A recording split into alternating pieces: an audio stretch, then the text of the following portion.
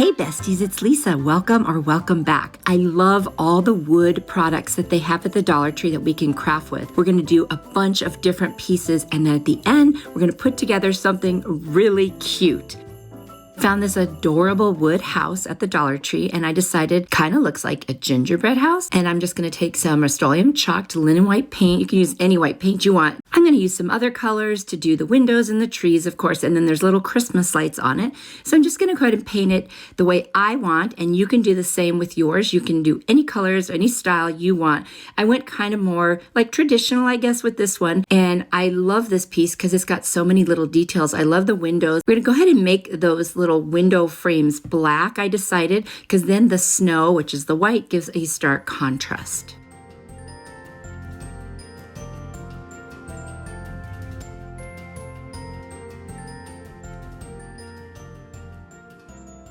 Then I'm going to go ahead and paint the trees with my fern color chalk paint. Again, any green or actually whatever color you want will do. Just going nice and slow to try to stay within those lines and using a very small art brush to do that.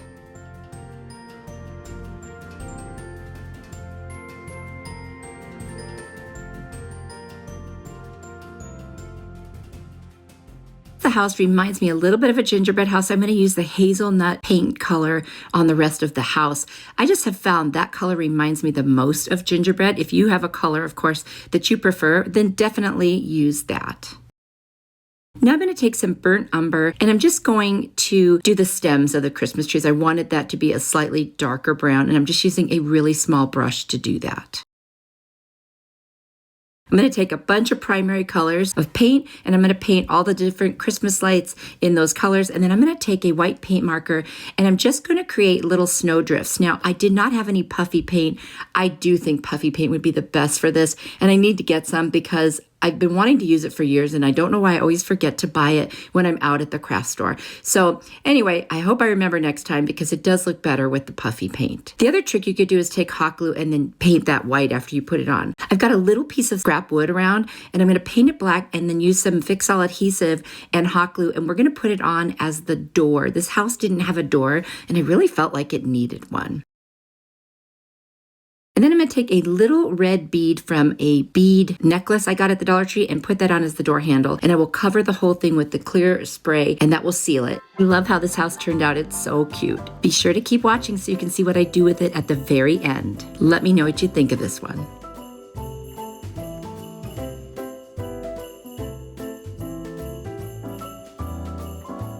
Besties, this video is part of a collab that I was invited to guest host. What Would You Make? Hosted by Rustic and Lace DIY and Divine Design. There'll be a playlist down in the description box to see all of the amazing creators and what they've made. I highly recommend you check them out. And be sure to tell them that Lisa said hi and that I sent you over.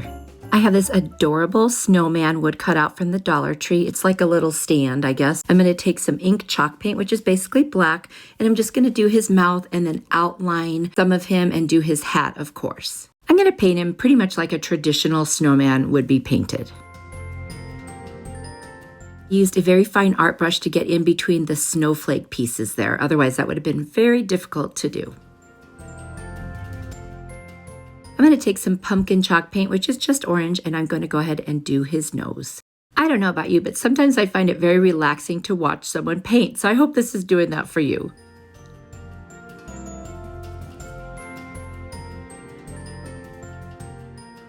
And I'll take some white paint, pick any white paint you want, and I'm going to do the rest of the snowman's face and the snowflake on the top of his hat.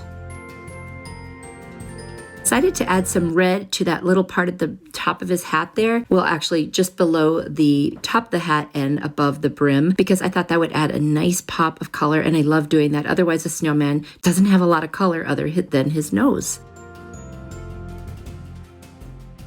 I'm going to touch up the snowflake with a white paint marker. I just thought that might help define it a little bit more.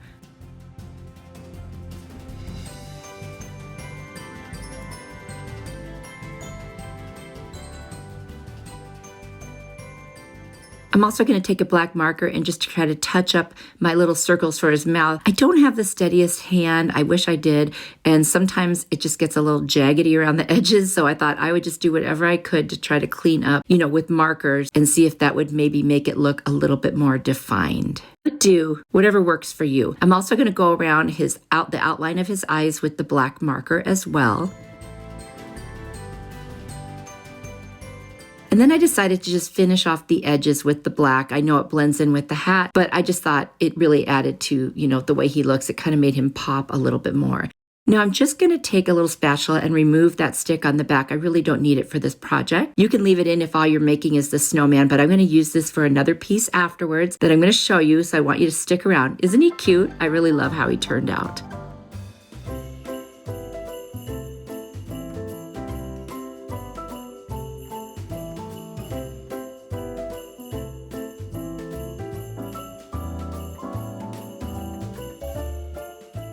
I've got this cute little Santa wood piece from the Dollar Tree, and I like that he has layers on him. I'm going to take some red paint and I'm going to do the berries.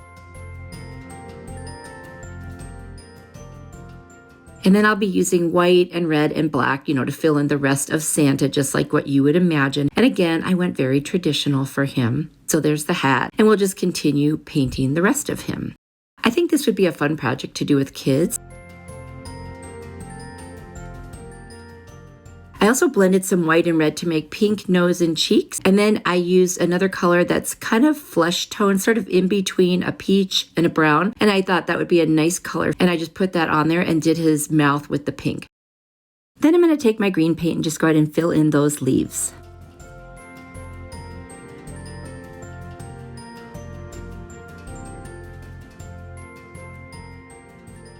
Now, I'm not going to worry about being 100% exact on this because I am going to go around with a black marker. I'm going to go around his eyes, and then I'm also going to go around some of the other pieces with a thinner marker just to outline them and give them a little more dimension. Now, the end piece there, I'm also going to do with the black. I really like making the rest of them pop, and I think that looks really, really cute. And then here's a finer point marker, and I'm going to go around and just outline some of the other parts of him. I just felt like they needed a little bit more definition. Of course, this is optional. You don't have to do this. But as I go around the leaves, I'm also going to do the veins inside because that got lost when I painted green over it. It was in the cutout itself. So this is just one way to preserve that. And I thought it looked really pretty. And also outlining the berries really made them pop as well.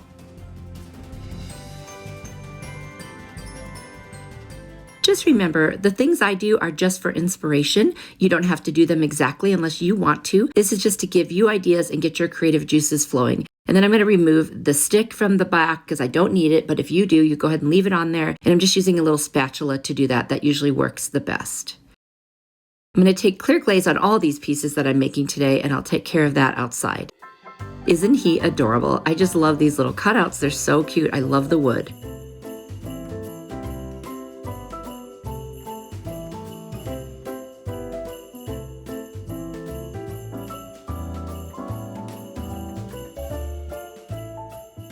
Found this cute little reindeer at the Dollar Tree. It's another wood piece, and we're just going to go ahead and use different paint colors to turn him into an adorable little Rudolph. And I say Rudolph because I am going to make his nose red. So I used several different colors to give him more dimension. So I think I used fawn, and then I used some burnt umber, and just whatever I had in my stash that would give me different shades of beige and brown. You know how deer look.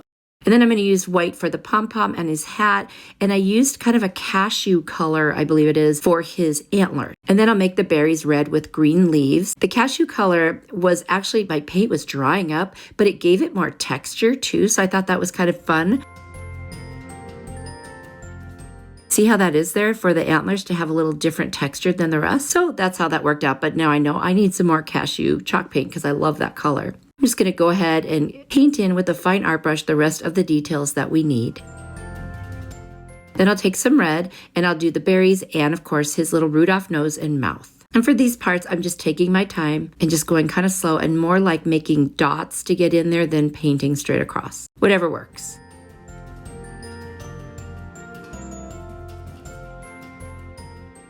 I'm going to outline his eyes with the white. Now I could have done the black on that like I did on the other one, but I decided he should look a little different. And then I'm going to take a black marker and outline the whole piece, where it has that edge.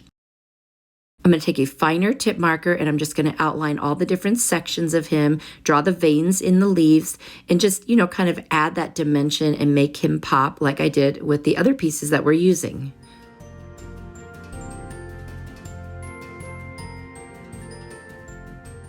I cannot wait to show you what we do with all of these pieces today. It's going to be adorable. And I even went and outlined his mouth because I felt like once I outlined everything else, I really needed to do that.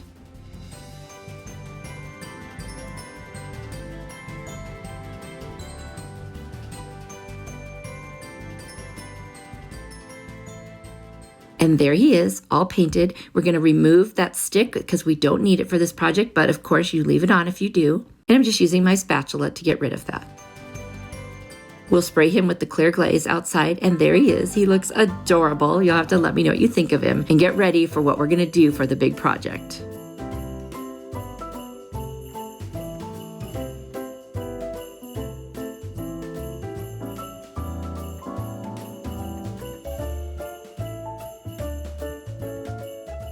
I've got this long piece of MDF board that we're going to use, and I got this, I think, at the hardware store.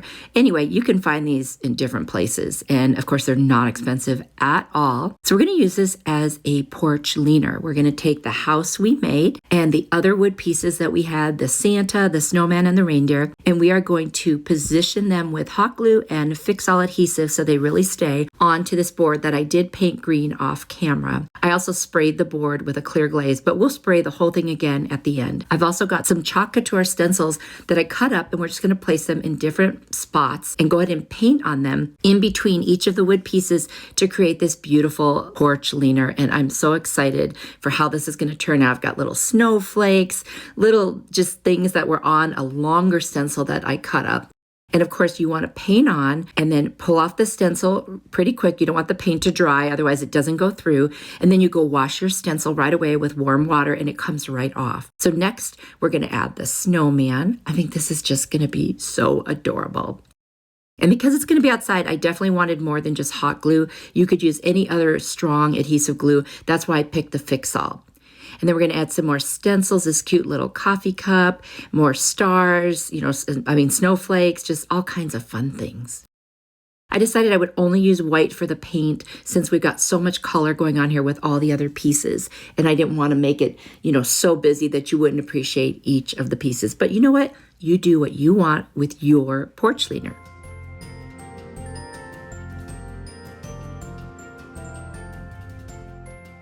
You guys, I love these stencils. They just come out so good.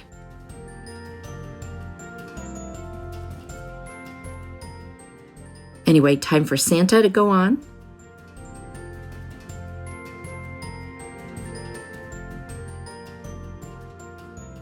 Now, don't forget that this video was part of a collaboration. What would you make using the word wood? And of course, we use wood for all of this.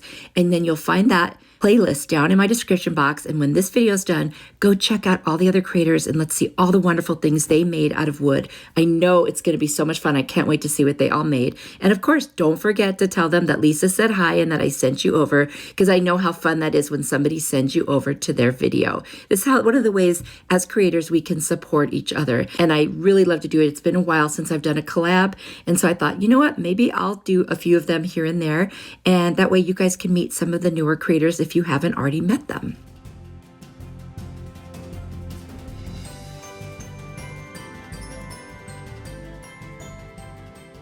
Because of the green background, I ended up painting the inside of the eyes that were on there with the black, and then I added some white with my paint marker just to give the eyes more personality. And I sealed the whole thing again with this polyacrylic coating. And there's the finished piece. I love it. Oh my gosh, I can't wait for the holidays to put it out. I think it's so bright and festive and fun, and it was really easy to make. You'll have to let me know if this is something you would like to try.